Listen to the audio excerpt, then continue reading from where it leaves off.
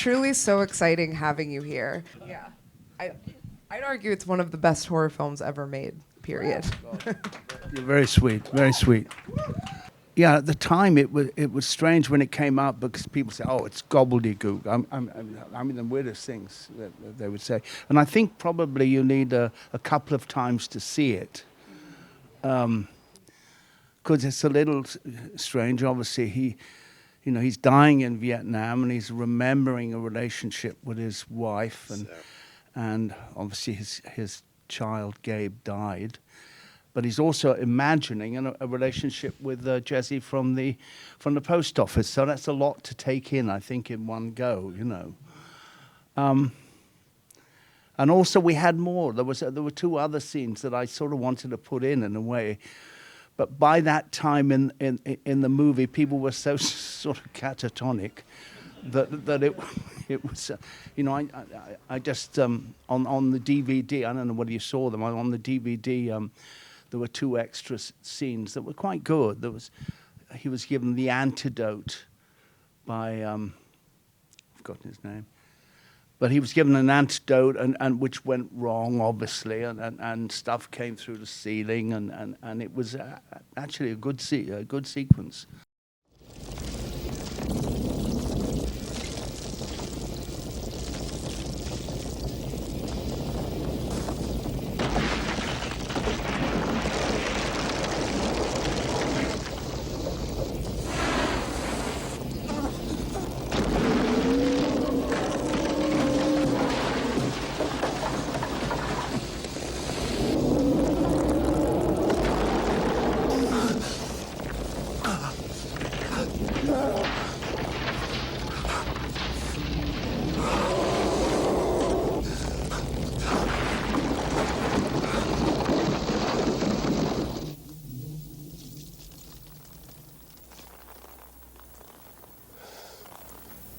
How challenging was it to make this movie? I was talking with Hamilton Morris, who's fascinated because this is a true story. There were people in Vietnam that were being drugged by America, and they don't want to take accountability for it. And so I heard that the script was a lot more about that, and then it had to kind of get diluted in order to get made. And so I'm curious, what was your experience with that? I mean, the main thing really was that I talked to Bruce Rubin. I talked to him literally for a year before we made it, and we were sort of at loggerheads a little bit. He wanted the traditional imagery, Judeo-Christian imagery, I guess, of seeing heaven. I used to call it the Liberace version. Heaven, with pillars and the stairs going and clouds and stuff like that. And I wanted to and with the devilish, the demonic side of it, also I wanted to avoid stuff that you'd seen before. So because if you'd seen it before, then it wouldn't be frightening. If it was the devil was the guy with the tail and that sort of funny thing on the end, and you know what I'm saying. Then it would be familiar and wouldn't be frightening. So I tried to make everything flesh-based. And I talked about thalidomide. Do you remember that awful drug where people had horrible distortions of limbs and things? So I sort of based it on that, and we didn't do anything afterwards. So everything was in the camera. There was literally nothing done digitally afterwards. It was funny, because things would look ridiculous at a second long, but at half a second they worked. Like the guy, the blurry thing, and at 4 frames, and it was hilarious doing it because he would be moving around like this, and it was ridiculous, really. But then when you add in an interesting noise with it, a scary noise with it, and it was only. And we would be shooting at 4 frames, so that it was, as I say, a blur. It would work at half a second, but it wouldn't work. It would be ridiculous at 1 second. It would be funny, absurd. So there was a lot of trial and error. I mean, things like, for example, the subway, when he sees the homeless guy on the, you know, and this weird sort of penis-like thing. When we did it, and it was just a mechanical thing. It was ridiculous. When we did it the right way, it looked like a penis having an erection. But when we reversed it, and then it became a kind of a sort of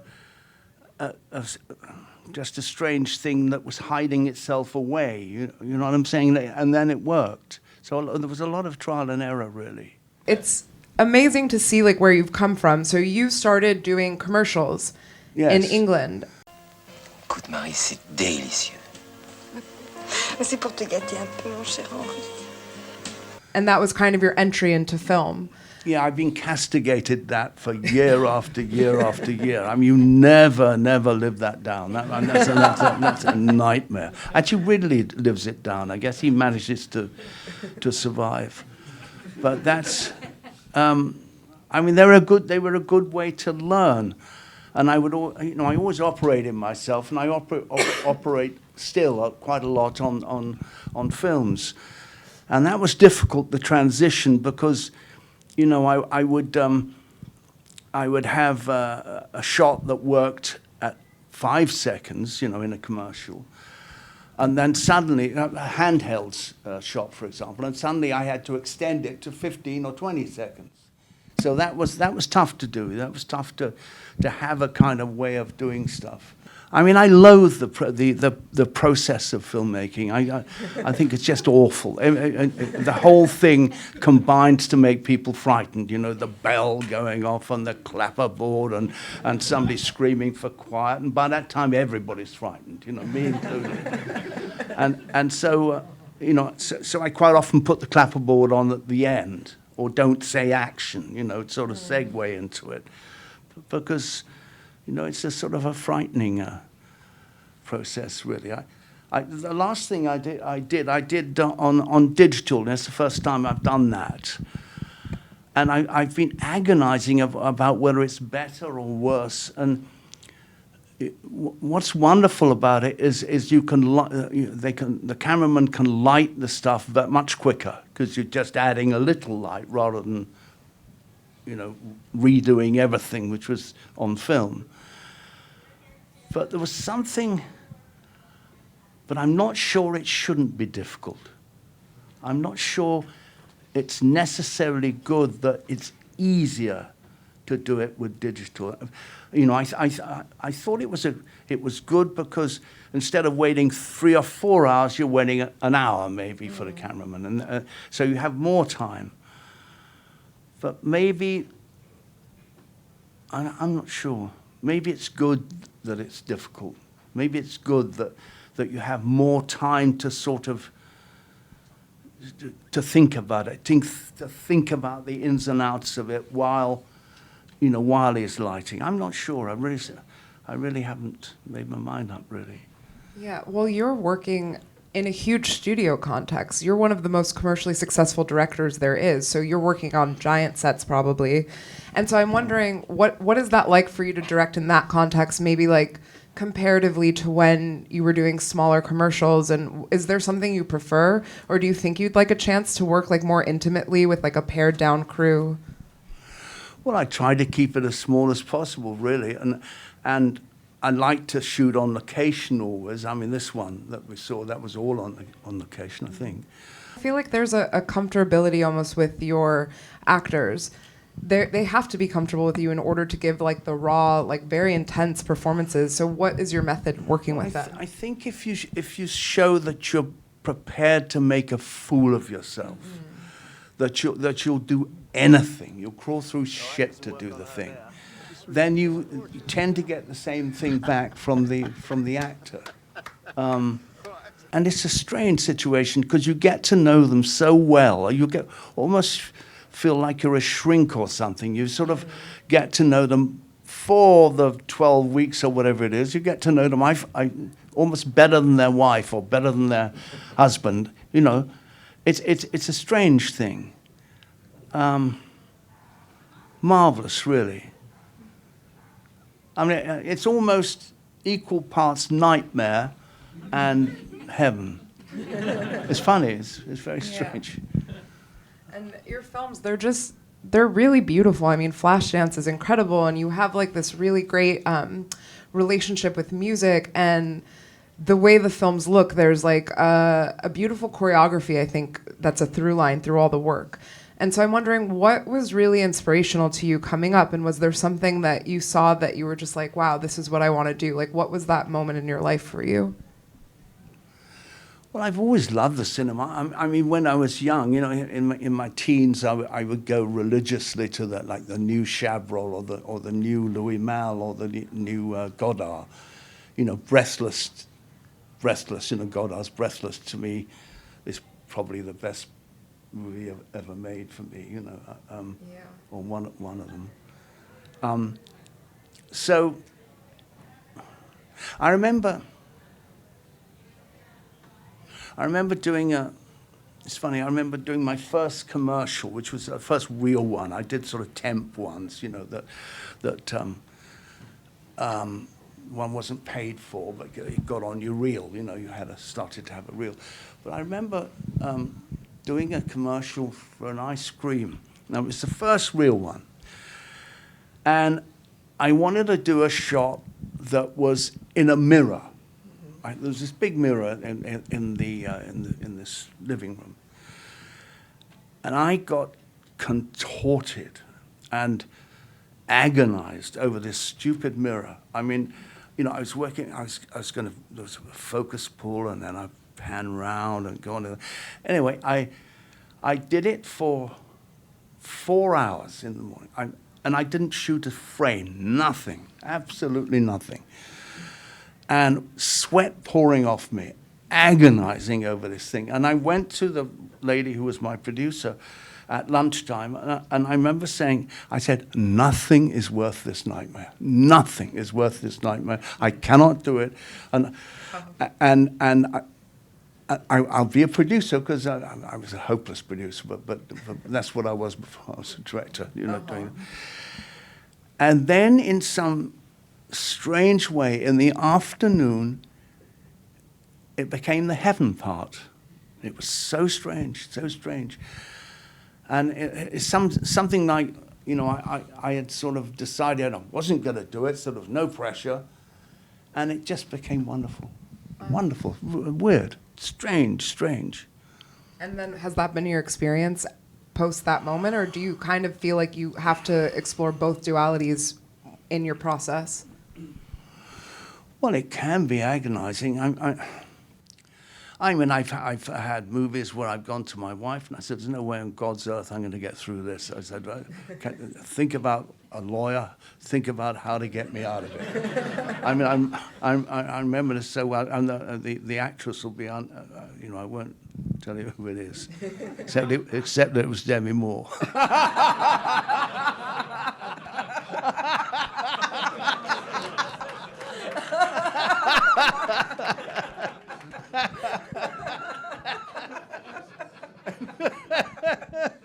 Anyway, sorry.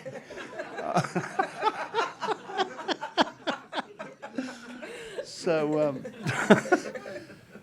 I remember I sat down with her and I said, "Listen, you don't like me, I don't like you."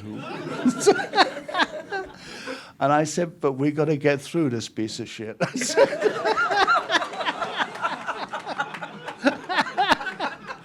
I remember it.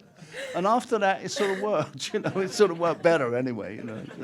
I love that. That's maybe the most human thing we've ever heard here. Wait! Oh, yes! Wait a minute, Mr.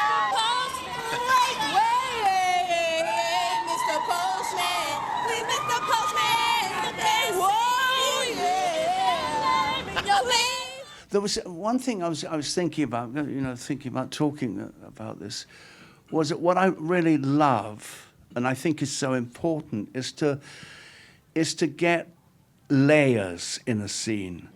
And what I mean by that, for example, I was having a fight. I mean, not a fist fight. I was having an argument, rabid argument with my wife, who's at the back somewhere. So I have to be careful. And in the middle of the fight, I noticed that she had yellow gloves, yellow rubber gloves on, because she was doing the washing up. She was doing the plates, in the sink. And there were suds, coming off these gloves. And in the middle of this fight, I thought, fuck, I've got to use that. I've got to use that in the film. Because, I always talk about this layer thing, because that sort of says that the scene didn't start at the clapperboard, that it was part of a sequence of events, where she was doing the washing up and then she had a fight. So I always try and get a layer in a scene. There's another one that I quite, again, this was from my wife as well. There's an awful lot of me and her are in the film, I think. Yeah. In the films. It was in Unfaithful, and Diane Lane is in the middle of her affair with Olivier Martinez, and she comes down sort of guiltily. She comes down to see Richard Gere and ask him. He's in his office, and she wants to ask him if he needs anything, a cup of coffee or whatever. He said, "No, I'm fine." And so she starts to go, and he says out of the blue, "Do you love me?" And she says, "Of course I love you." She said, "Of course I love you." That's a silly thing to say, or something like that. And he said, I guess I'm feeling silly. And then she goes, and she said, "Do you want anything? Need anything?" He said, "No, I'm fine." So she goes, and at the door, and this is in the evening, so she goes and she switches the light off on him, and then switches it back on quickly. Mm-hmm. And I love that because she was trying to get rid of him, get shot of him. They didn't even know he was there. All she was thinking about was Olivier. Yeah. So I love stuff like the scene wouldn't have been half as good if it was any good. Mm. The scene wouldn't have been half as good without that. Sure you don't want anything? No. Con, Yeah. do you love me? Of course I love you. What a silly question. I guess I'm just feeling silly.